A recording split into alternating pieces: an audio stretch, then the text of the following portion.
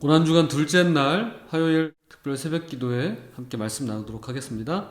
마가복음 12장 41절에서 44절입니다. 예수께서 헌금함을 대하여 앉으사 무리가 어떻게 헌금함에 돈 넣는가를 보실세. 여러 부자는 많이 넣는데 한 가난한 과부는 와서 두 렙돈 곧 한 고들란트를 넣는지라. 예수께서 제자들을 불러다가 이르시되 내가 진실로 너희에게 이르노니 이 가난한 과부는 헌금함에 넣는 모든 사람보다 많이 넣었도다.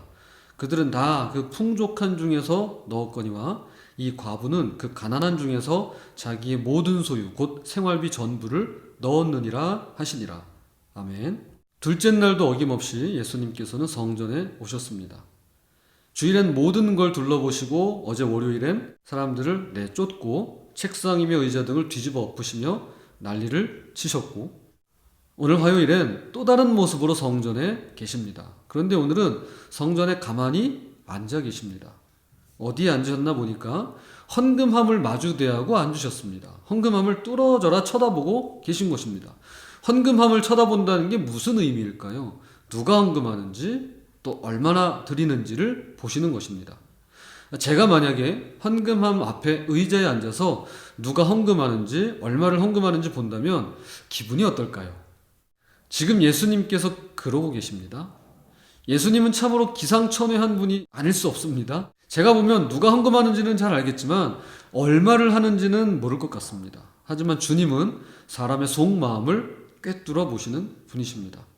오늘 말씀해 보니까 예수님께서 헌금함 앞에 앉아 집중해서 보신 것이 있는데 헌금한 사람이라던가 헌금한 액수가 아니라 그 사람들이 어떻게 헌금하는가, 즉 헌금하는 태도에 대해서 집중해서 보십니다.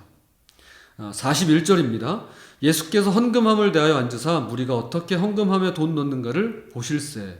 사람마다 헌금함에 돈 넣는 태도가, 헌금을 드리는 태도가 달랐습니다. 먼저 부자들이 와서 헌금을 했는데 예수님께서 가만 보니까 부자들은 헌금을 많이 하는 겁니다. 그 당시 돈은 종이 돈이 아니었습니다. 지폐가 아닙니다. 그럼 뭘까요?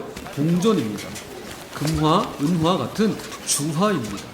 소리만 들어도 대번에 알 수 있죠. 부자들은 헌금할 때 묵직한 소리가 났을 것입니다. 부자들이 그랬습니다.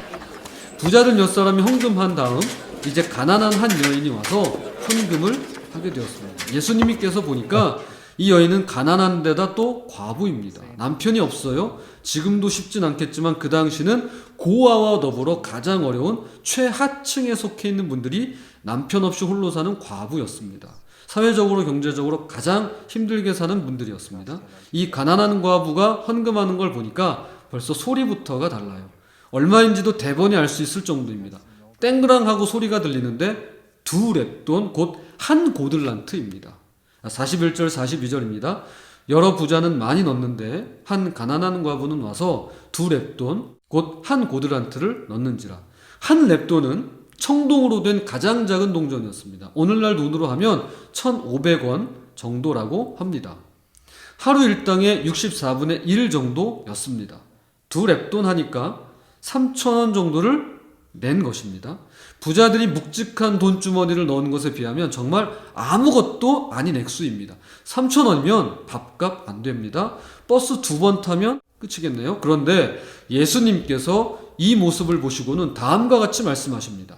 43절과 44절입니다. 이 가난한 과부는 헌금함에 넣는 모든 사람보다 많이 넣었도다. 그들은 다 그 풍족한 중에서 넣었거니와 이 과부는 그 가난한 중에서 자기의 모든 소유 곧 생활비 전부를 넣었느니라 하시니라. 한마디로 이 가난한 과부가 헌금을 제일 많이 했다는 것입니다.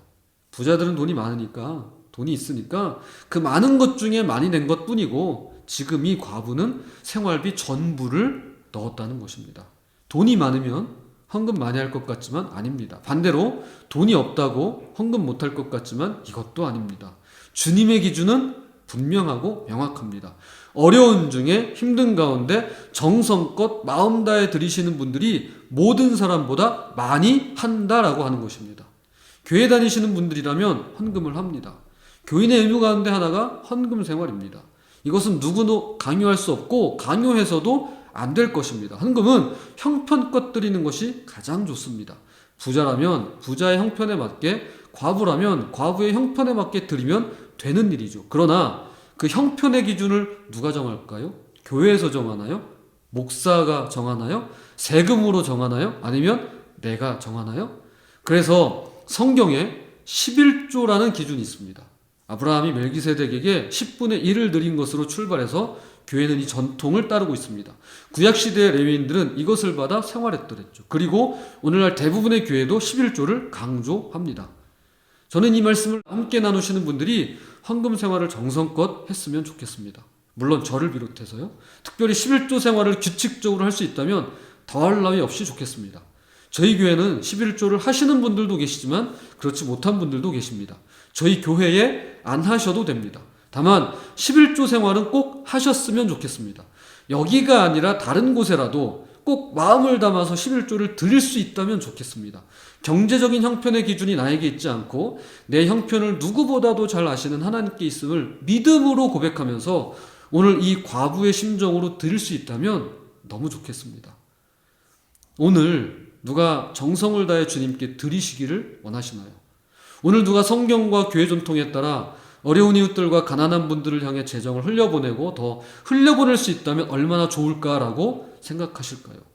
오늘 누가 내 형편을 누구보다도 잘 아시는 주님께 말씀 속 과부처럼 예물뿐만이 아니라 나의 가정과 직장과 삶과 심지어는 문제와 고통과 나의 전 인생을 주님께 드리고 맡기시기를 원하시나요? 주님은 아무것도 강요하지 않으십니다. 헌금도 강요하지 않으십니다. 혹시 헌금 문제로 상처받으신 분이 계신다면 주님께서 그 아픈 마음을 친히 만져주시리라 믿습니다. 부디 어려움에 처하신 분들을 품고 또 나누고 베풀며 누구보다 주님께 나의 전부를 맡기고 온 몸과 마음과 뜻과 정성 다해 주님 사랑하시는 주님께 기꺼이 드리시는 저와 여러분이 되시길 주님의 이름으로 부탁을 드립니다.